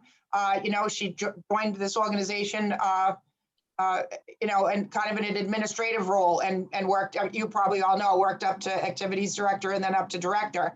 My path is different. I'm a master's degree social worker, and I don't want to sit here keeping track of 50 cents that people give me for a donut. And I'm not keeping track of $2 that they've given me for an exercise class. My inclination is more to reach out and partner with organizations who want to give us that service, and they want to do that for the seniors free. Where can I find collaboration where there's a mutual benefit? The benefit to the hospital that the seniors have better balance and don't fall down. So it makes sense to work with them. So that's my inclination, is work with those entities that can offer that for free, which is, I think, the spirit of the vote that Fred was just trying to take, was that we take a vote on trying, having that be, I can't remember your exact wording, Fred, but just that we're trying to get away from having seniors need to contribute these tiny little amounts and then going to the Friends and having to put all that bookkeeping together to make it all work to get someone paid, that we're going to at least try to get away from that system. Yeah, and so I think the breadth of the discussion that I've heard this morning, it's premature, I think, to actually have a motion beyond perhaps just a will of the board that this is a subject that needs to be addressed on the next month's agenda. And at that point, the purpose of the agenda item will be to craft a motion that will enable us to codify this concern and move forward. We also have to fold in Gonzalo's program and their receipts of their cash. Where is that money? And what sort of controls and oversight of that? So it ought to be easy for an entrepreneurial spirit to come and be useful and creative at the senior center as far as a money system. We need that as a bedrock deal of anybody who comes, who requires the fundraising in some capacity to support his or her program. It ought to be an easy shift. And we need, and I would fold Kenny into this as well to see what services the city can provide as an easy lift for them, which that would be actually very difficult and expensive for us to do. There must be times during the week, for example, when the demand on accounts payable is light, in which case they could take over our stuff during a free hour or two instead of being shifted off to some other program. And with computers, it ought to be done in a blink. Yeah, with computers, and that money is in a separate account. I remember when I first came on, Fred, and I did have a very brief little sit down with Lucy. She said that the computer program does have its own account, because the Friends, she was managing like 4 accounts from the Friends. Yeah, but so that is kind of in its own little. Yeah, but again, so donations have gone through then the Friends 501c3? Yes, donations that people, the suggested donation for the computer classes have gone through the Friends, but Okay, kept aside in its own little account. It's not gone into like the general, some right. kind of general fund. Yeah, I don't know that, I don't know if that's sustainable moving forward. It may, again, Kenny can be very helpful on that, I think. Right, and I do want to just mention too, that if we can work with the Gloucester, what is it called? The Gloucester Fund. Yeah, If that works out and that can be the pass-through, we've got some fundraising expertise. I will volunteer my time outside of my work hours to write a fundraising letter to do, I think that the community, when they contribute to the annual fund every year, the Friends Annual Fund, I don't know if the community realizes that that money is intended only for the things that the Friends want it only intended for. You know what I mean? I think that if a letter can go out and make it clear that this money that we're trying to raise now is for Rose Baker Senior Center activities, and be really clear that that's what this is for. And that could be the money that could maybe pass through the Gloucester Fund. And that could be where we could get, the money for when we want to buy some ice cream and do an ice cream social, or we can't find anyone who will volunteer to teach Tai Chi. So we do need to pay them a little bit so that we can offer that to seniors, or just any of these needs. yeah, I think we can raise funds and get that money into a different place. The place hopefully being the Gloucester Fund, that we can then access it. exactly. Some Okay, of those other well, needs. moving on, but this is definitely a subject for next month's agenda. Jay, you have something to add? I'm dead on you. I'm sorry, you're breaking up. Yeah, that's the reception here. There you are. Go ahead. Quick, and I apologize for making more work for you, Elise, but Please don't. I know I should not, but That's I right. wonder if we could get some information from Emmett at the State Council on Aging on how other communities deal with the issue of the Friends and fundraising and all that, because it really strikes me, now that I'm on both boards, that neither board really has a very good grip on how the hell to deal with this problem, and there's That's more right. than answers. So I don't know if we, if this wheel, we don't want to recreate the wheel in Gloucester if someone else made it. Perhaps the state, Emmett, would have some insight, because really, I think if the Friends are looking to the Council on Aging to sort it out, and the Council on Aging is looking to, I'm listening to both discussions, and there's way more questions than answers coming through. That's right. Jay, Jay, you were not adding to her plate. I think you were offering a labor saving device. well, I'm very mindful of not being a board member that suggests that staff do things, because that's not our role. So I don't want to step those bounds. That's important. Yeah, but you are an officer of the board, so that's okay. Okay, well, maybe, Sorry, Jay, you're breaking up again. No. If there's not from the state, we're going to have to sort this out politically, and I see some political undercurrents developing, and there's confusion, and most of all, there's a big job that needs to be done, and I don't know who the hell's going to do it. Barry, you had a comment? On the vending machine specifically, since the Friends of the Council on Aging bought it, yep, they received all of the funds through Lucy for it.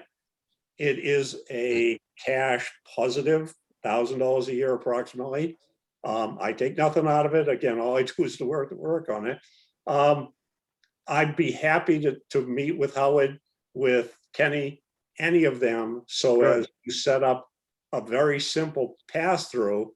But I'm not sure how Howard, and I'm good friends with Howard also, he knows my spreadsheet capabilities, and we can talk money any day of the week. Barry, I think that sounds to me like a hypotenuse rather than going all the way around Robin's barn. If you could set up that meeting to talk with those two. I think I heard Elise say, Elise, when you meet with him, if you give me a call a couple of days before, I'll be happy to, so that I can work with him and get the money passed directly to him without creating a full-time position. But the underlying issue here is we're going to shift to this new model, which I fully agree with. I manage $5 to $7 million in the city budget as fire chief. You have to account for every penny. Yeah. And you have to know where your money is. And at least I used to hand out the $20 at the fire station for petty cash simply to get that three cases of water we needed to work in the woods on a woods fire dealt with. Because again, unless I took it out of my pocket, which I did a lot of times. But the bottom line is there is some money that moves around.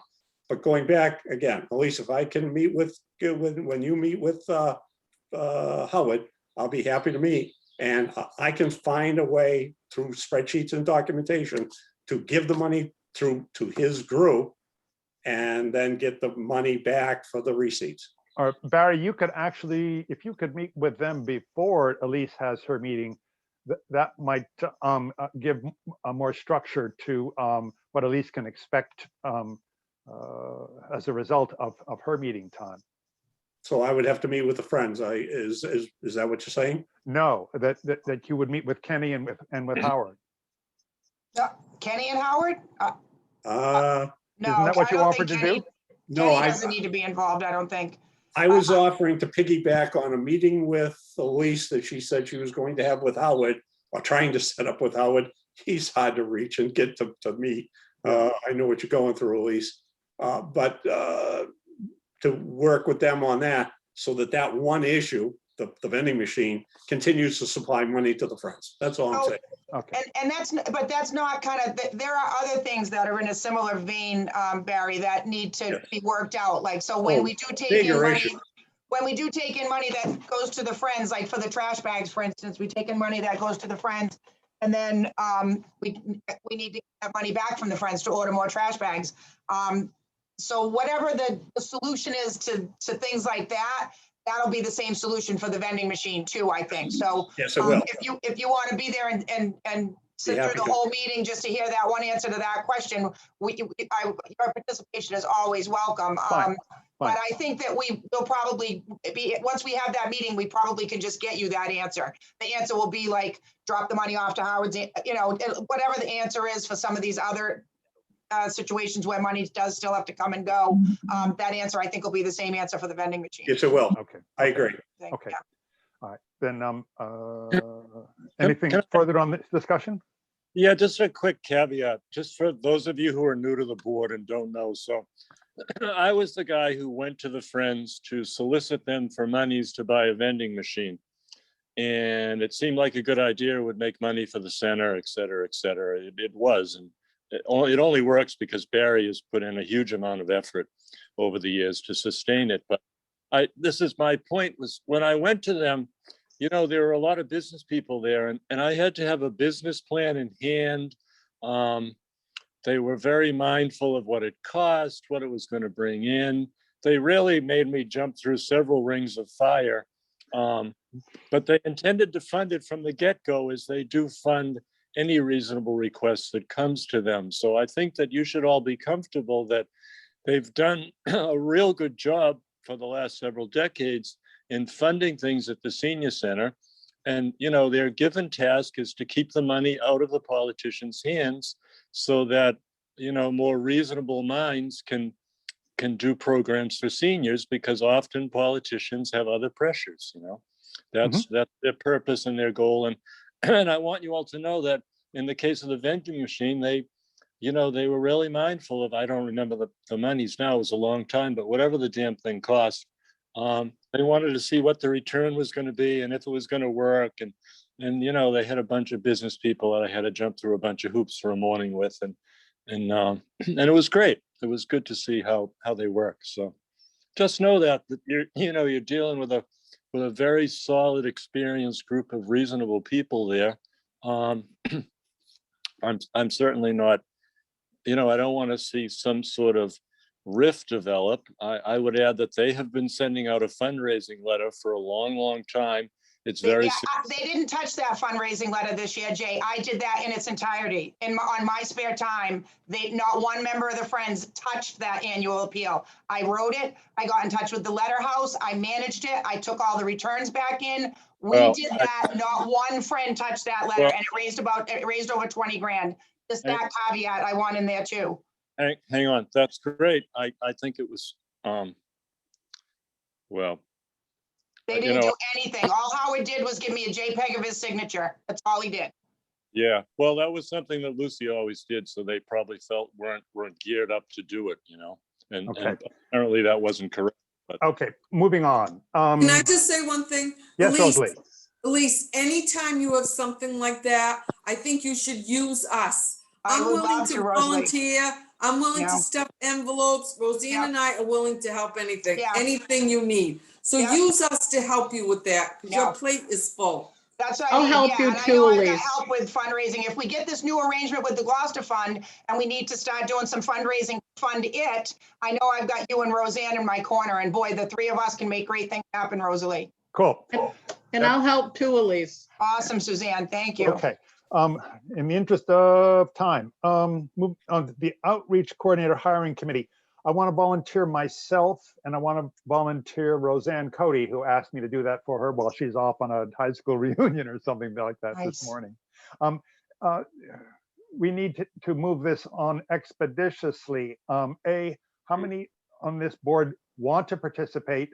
And Elise, when should we become active in participation? So I have gone through, reviewed the resumes. I know who it is that I would like to interview. I would like to activate the hiring committee to assist with the interviewing process. Yep. And as soon as we can all just get our schedules together, our availability together, we got to start interviewing people. I was told by HR that at some point the mayor would want to be involved, probably, I imagine, at the final round. Oh, yeah. So I think that we could do round one, just me and the members of the hiring committee. Fine. All right. So, hiring committee. Felicia, is that something that interests you, serving on a hiring committee? Yeah, it actually is. I was going to volunteer. Wonderful. Would you please? So that's me and Roseanne and Felicia. Is there anyone else who would like to be on the hiring committee?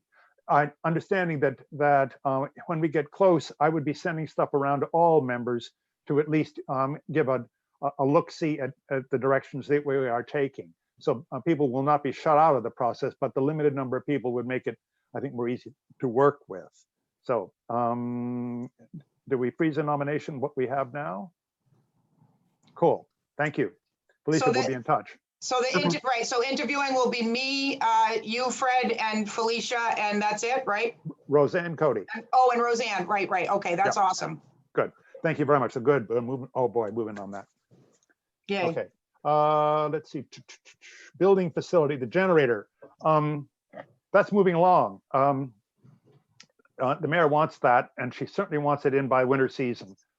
As she pointed out, there's only the O'Malley School as the backup in the event of inclement weather, and we simply cannot ask people to come into the building for heat or cool without a backup system. So again, that's on my agenda for discussion with Michael Hale this afternoon, but that's not a dead issue. Where the funding comes from, there are 3 or 4 different sources, and somebody will settle that out.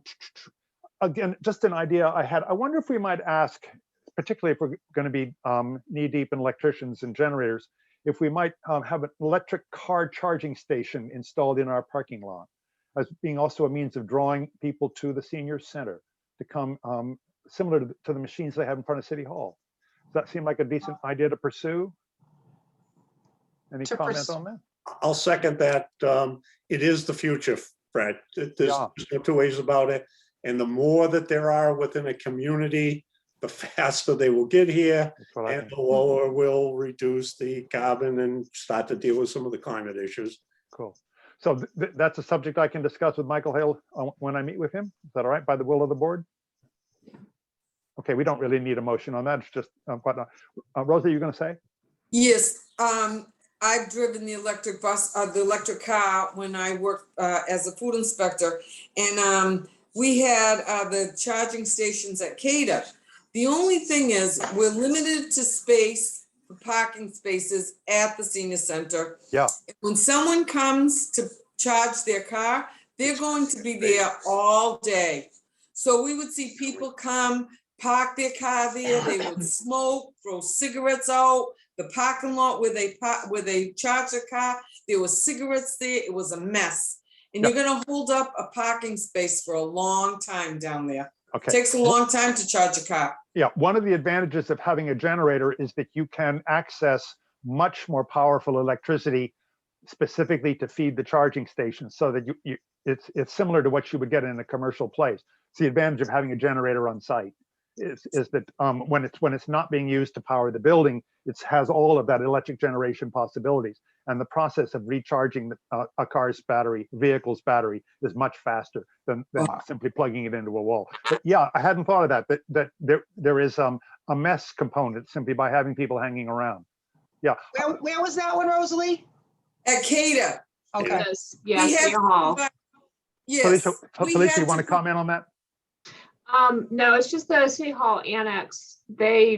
Community development, I believe a couple of years ago, they got grants to install 6 chargers over here. We don't see people, normal members of the public, we don't see them very often using that during the week. Right. They come at night and on the weekends, and then they park overnight here. So I would be a little concerned that you're going to get members of the public that don't go into the senior center charging their vehicles during the week. I don't know if signage would discourage that. Yeah. Yeah. And Maybe if they had to come in. yeah, exactly. All members of the public, to my way of thinking, need to come hither for the senior center, either to come and participate in programs or to find some place that they want to support by being appreciative of the fact that downtown at this location there's a charging center. I would advocate for a single charging center to start with, or maybe they come in pairs, whatever is the most economical way of doing it. And I would try and tie it into the installation of the generator so that we have the necessary personnel to bring it off. Michael may shake his head and say, no, I don't, but at least it's a subject. As far as accessing space around the senior center, do I have permission to talk to Michael about doing that? Anybody want to say no? I'll support it from the perspective. I spent a chunk of the weekend looking at what was going on in California, where cities lost their electrical power, small towns, and what they're doing is putting in what's called microgrids. And the microgrid is supported by solar and is supported by a generator, which will run that entire town until they can bring in the new electrical lines. We're all burned out, and now they've got months to string out new electrical lines. The point being that California is going this way anyway. And to Felicia's point of them not using the area down there, I agree. Even the center would not be a place where a person would come, stop, and then now how are they going to get to their home while that's charging? So all these logistics have to be thought about, but I support the concept of that generator charging the station because, to Rosalie's point, from what I'm understanding, they're working towards generators that will charge the cars within an hour. So it's not an all-day charge. That's right. That's what they're working towards, Rosalie. I'm not saying it's currently available, but that's where it's going. Well, I'm that close to that because we have a Generac that is a whole house generator, a water-cooled system. So it's more powerful than the house needs. And yes, they say within 45 minutes to an hour, a depleted a Tesla would be recharged. Yes. Awesome. It's a very appealing thing. I'm not giving up my car because they don't make a convertible, but when they do, I'll be ready for them. Okay, cool. Well, I'll add that to my list of things that Michael Hale will get from me. Let's see. The Meals on Wheels distribution point. I'm wondering if the concern I have is in the clash of us or other people using the social day room for a meeting when Meals on Wheels distribution time is happening and somehow coming in conflict with the smooth operation of Meals on Wheels. And that's something that I want to try and avoid. might we imagine using the second floor meeting room where the Friends meet in order to have our meetings and simply not be a presence in the social day room? And I if don't- that's, I go don't ahead. think we have a choice. Several days down there and looking at the operation, I'm watching that as I'm working on the vending machine. Yeah. They've taken over the social day room. We have to find another space to meet. And it's Okay. either going to be in the main hall or it's going to be up in the media, what they call the media room. Okay, well then, if we have the media room, I wonder if we might, again, working with the Friends, come up with improving the AV system there so that that room has a better capacity for hybrid meetings in general. We would have not only more participation from seniors who wish to join our group, but also people who are interested in the senior center of being able to tune in on a regular basis to oversee what we are doing and what we're about. But with better camera and a single large screen, so that we having a meeting can have a sense of who's attending. When we put in the improved AV system at the library, we did 2 rooms, one friend room downstairs and also in the Great Hall. And City IT was terrifically helpful on that, and they cut our expectations for cost and complexity way down, way down. We had the visions of this being a huge undertaking, and it simply wasn't. They popped it in, and there it is. And it gives the versatility of what limited space we have, so that we can have exercise programs and whatnot as we naturally do, but draw in people from the outside. That's awesome. I pursue it. Great, I will. Okay, good. Let's see. Items. Fred, Go ahead. one thing too, in putting in whatever needs to go in there too, we need to keep in mind the IT department and just the needs for this building to get rewired and make Yes. sure that whatever the bandwidth capabilities are that are required to put in the new equipment, Yes. that IT note says that, oh, okay, we've got the jacks in there and the wiring, because they rewired just a part of the building at this point, but. It was IT at the mayor's request. She sent IT to the library, a building that the city does not own, Oh, okay. in order to help us with this, because we were running into exactly that issue. We had the same issue with the telephone system. So, Okay. no, this would be an installation overseen by city IT, Right. in the city building, and using city electricians and all of that. But just that it was so easy. The equipment exists. As Barry smiles, well, It's all wireless in this day and age. It's not yes, that also is true. being run anymore. It's all wireless. So It's fantastic. And it's very effective. Yeah, nothing more infuriating than sitting 10 rows back and you just simply cannot read what's on the screen. And anyway, okay.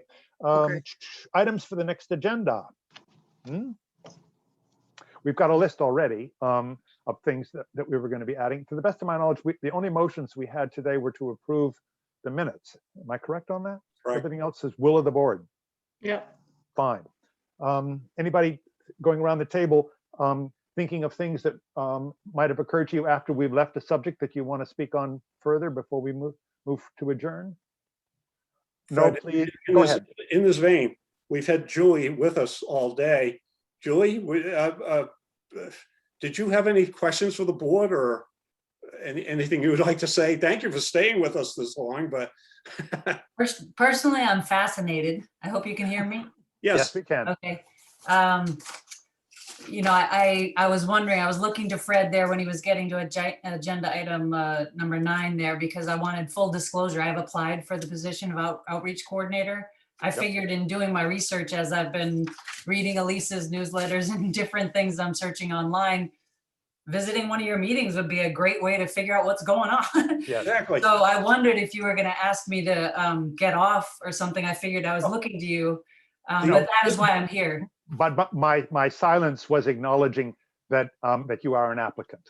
Otherwise, I would have called on you. I was not aware of that, but this is an open public meeting, so That's anyone right. is welcome to attend. Thank you for It's- attending. Well, and I thought I heard some subtext to some other conversations of maybe things that were withheld because you had an interloper No, involved. not a bit. And if you had asked to speak up, We've been speaking freely. I've been speaking freely anyway. I don't know about anybody else. But we've been speaking exactly. freely. No, Julie, if you had asked to speak, I certainly would have recognized you.